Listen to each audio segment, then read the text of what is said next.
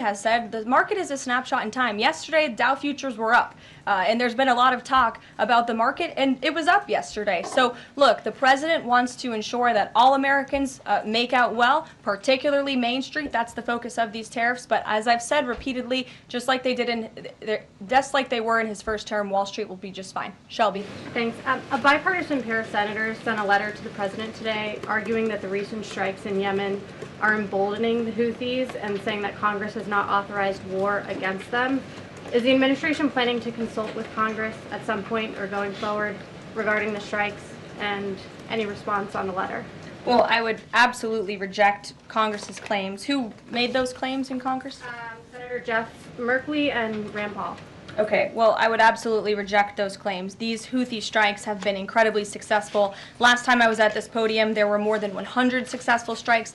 There have now been over 200 successful strikes against the Houthis. Iran is incredibly weakened as a result of these attacks, and we have seen they've taken out Houthi leaders. They've taken out critical members who were launching strikes on naval ships and on commercial vessels, and this operation will not stop until the freedom of navigation in this region is restored, which is a critical principle. And this president stands behind our Defense Department, who's doing a tremendous job. And are they going to, is the White House going to confer with Congress going forward on this? I would have to ask our team here at the White House, but the president is well within his authority, as is the Secretary of Defense. Again, these are defensive strikes. The Houthis have been launching attacks on U.S. naval vessels and commercial ships for quite some time. Go ahead.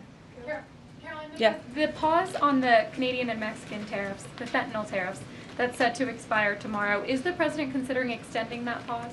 Look, I will let the president speak on the specifics of the tariffs tomorrow. But as for fentanyl, we have seen this has certainly caused a national security crisis here in the United States.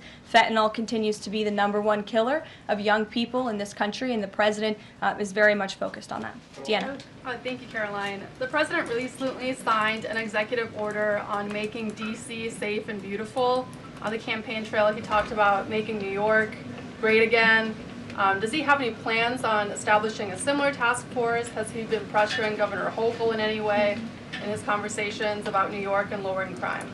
Well, he has been in correspondence with Governor Hochul quite a bit on the issue of crime, also on the issue of congestion pricing, and so many other issues that are facing New Yorkers. And he wants New York to clean up their streets just as he does here in Washington, D.C. He also speaks to Mayor Adams as well. So he's engaged with state and local leaders across the entire country to ensure they're doing their part to help American citizens in each and every state, regardless of if it's a red state or a blue state. A question on Russia. Yesterday, the Russian government said that their new goal is 160,000 conscripts for the war.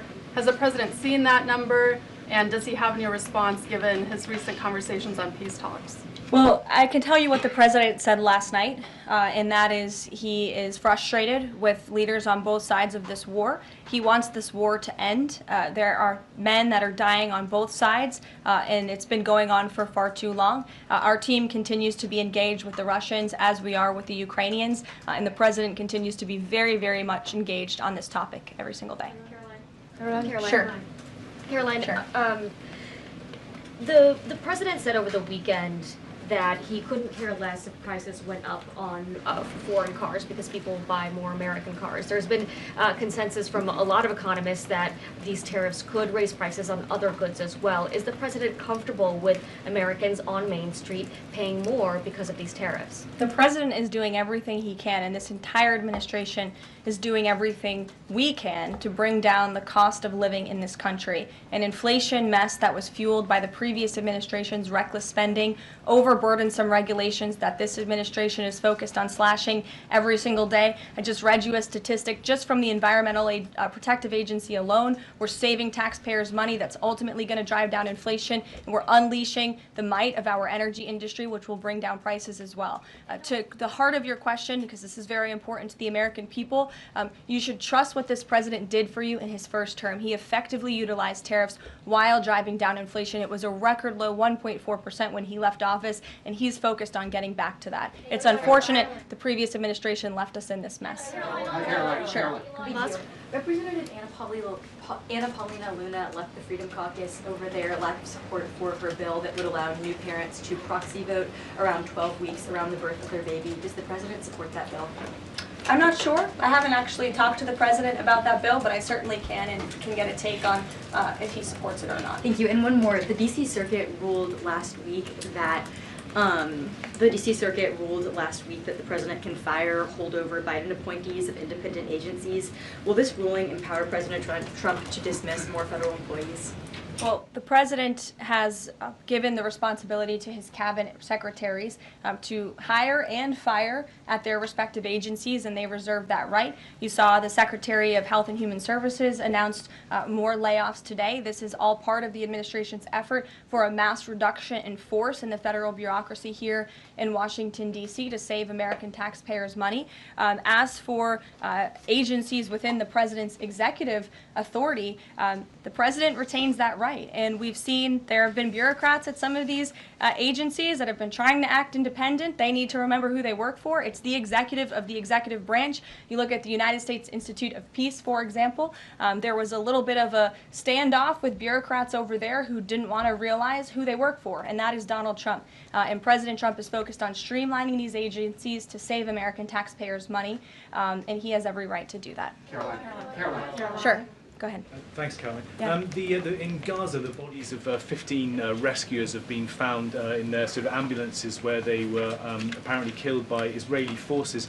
Just wondering if the White House is going to be calling on Israel to investigate that and to try and avoid similar casualties involving rescue workers in future. Well, as for the specific situation you just mentioned, I'll talk to the president about it and our national security team. What I can tell you is what I've spoken with the president on. He very much remains committed to backing Israel, and it was only because of this president and his team's leadership that we had a temporary ceasefire in Gaza, that we were able to bring many hostages home. And the president made it very clear to Hamas, you get the hostages out, all of them, or there will be hell to pay. And Hamas is certainly witnessing what it feels like for all hell to be paid, and the president supports Israel's right to defend itself. Any progress at all on a ceasefire at the moment, as far as the president's concerned? The president and his team continue to be engaged on this every single day. Sure. Go ahead, Tamara. So I'm just wondering, related to that, if you have an approximate date for the president's first foreign trip. I think there was a little confusion yesterday about what month he was talking about. And then will he need a ceasefire to be in place or closer, either in Gaza or in Ukraine, before that trip takes place? Mm-hmm. The president will be heading to Saudi Arabia in May. As for specific dates and details, we will be reading those out to you as soon as we possibly can. I know our teams are working on the details of that trip. And then again, as for a ceasefire, the president's made it clear that's what he wants to see in Russia and Ukraine, and his team continues to be engaged on it every day. And Kelly. Signal, you said case closed yesterday. Do you, as that case was closed, do you have anything that you can share about what was learned, how this can be avoided in the future, any sort of findings from that investigation? The case is closed, and the president continues to have confidence in his national security advisor. Yes, Kelly. Kelly. Thanks, Karoline. So Sorry, the president Ed. has said. Ed, I'll come to you after. The president I'm said, glad you're so eager to ask a question. It's Liberation Day. Yes, it is. Caroline, the president has said foreign Tomorrow. countries and companies will eat the cost of tariffs. In his speech on Inauguration Day, he said, quote, "Instead of taxing our citizens to enrich other countries, we will tariff and tax foreign countries to enrich our citizens." Right. So then why did he have to tell the domestic automakers not to raise prices? Well, that was a private conversation that was had. I'm not sure if that comment was made or was not made. But as for what the president said in his Inauguration Day speech, he's absolutely correct. A tariff will be a tax on these foreign nations, these foreign companies, and if they want to be absolved of that tariff, then they can come here to the United States of America to do business, bring their jobs here. Edward, go ahead. Thank you. So Canadians have been negotiating with the Commerce Secretary over the trade, the tariffs. How many companies are mutually talking with the U.S. or countries are mutually talking with the U.S. to lower tariffs? I don't have a specific number, but I can tell you there have been quite a few countries that have called the president and have called his team in discussion about these tariffs. But again, there's one country the president cares most about, and it's the United States of America, and doing what's best for the people who elected him to this office to restore their jobs, their wealth, and their prosperity. I'm looking at the clock. I have a hard out today. I have a hard out today because I'm actually heading over to the State Department with the First Lady of the United States. She will be delivering remarks at 1 o'clock this afternoon at the the 19th International Women of Courage Award ceremony with our great Secretary of State Marco Rubio that starts at 1. This is the 5th year Mrs. Trump is participating and standing with brave women leaders who embody American values abroad. And the First Lady in her remarks today will highlight the profound connection between the love and courage that will be shown by this year's honorees. I encourage everybody to tune in at 1 o'clock, and then we'll see you all tomorrow for Liberation Day. Thanks, guys. Thanks, Caroline. Thanks, Caroline.